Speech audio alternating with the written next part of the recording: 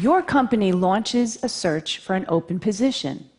The applications start rolling in, and the qualified candidates are identified. Now, the choosing begins. Person A, Ivy League, 4.0, flawless resume, great recommendations, all the right stuff. Person B, state school, fair amount of job hopping, and odd jobs like cashier and singing waitress. But remember, both are qualified. So I ask you, who are you going to pick? My colleagues and I created very official terms to describe two distinct categories of candidates. We call A the silver spoon, the one who clearly had advantages and was destined for success. And we call B the scrapper, the one who had to fight against tremendous odds to get to the same point.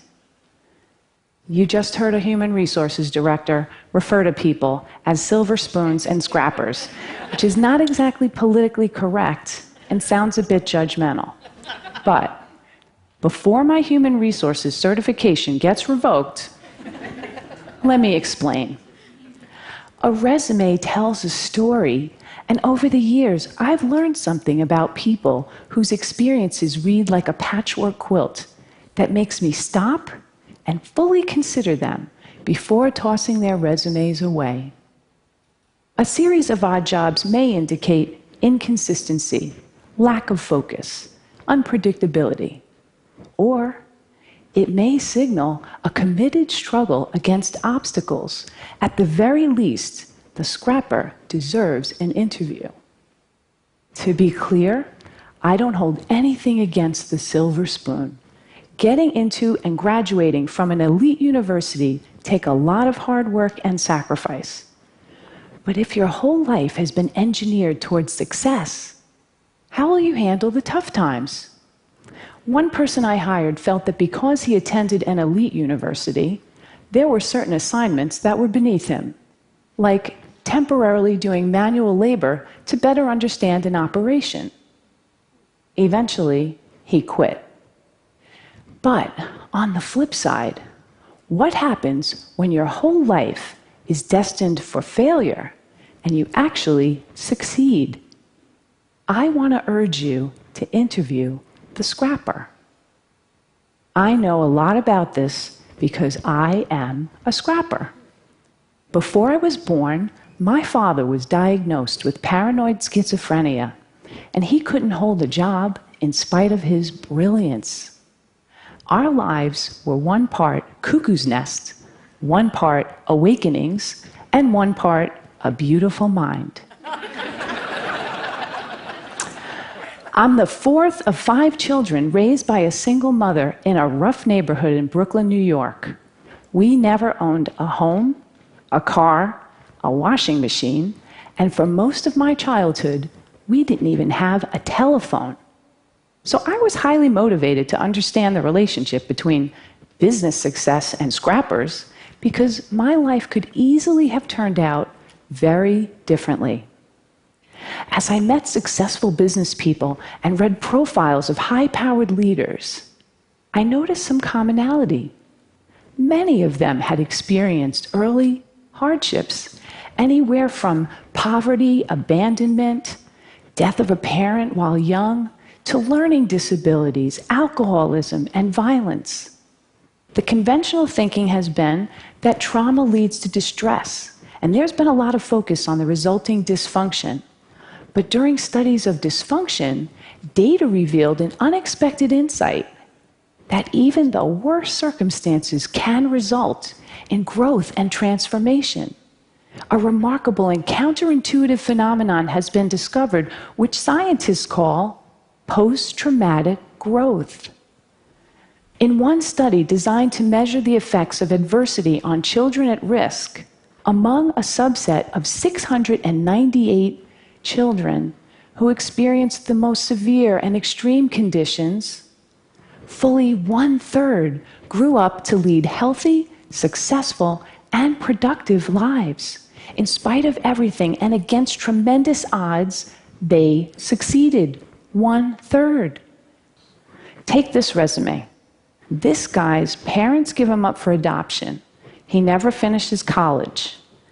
He job hops quite a bit, goes on a sojourn to India for a year, and to top it off, he has dyslexia.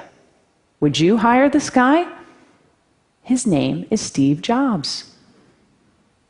In a study of the world's most highly successful entrepreneurs, it turns out a disproportionate number have dyslexia. In the US, 35% of the entrepreneurs studied had dyslexia. What's remarkable, among those entrepreneurs who experience post-traumatic growth, they now view their learning disability as a desirable difficulty, which provided them an advantage because they became better listeners and paid greater attention to detail. They don't think they are who they are in spite of adversity. They know they are who they are because of adversity. They embrace their trauma and hardships as key elements of who they've become and know that without those experiences, they might not have developed the muscle and grit required to become successful. One of my colleagues had his life completely upended as a result of the Chinese Cultural Revolution in 1966.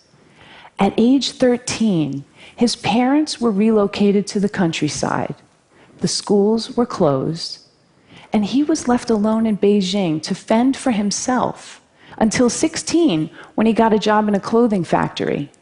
But instead of accepting his fate, he made a resolution that he would continue his formal education.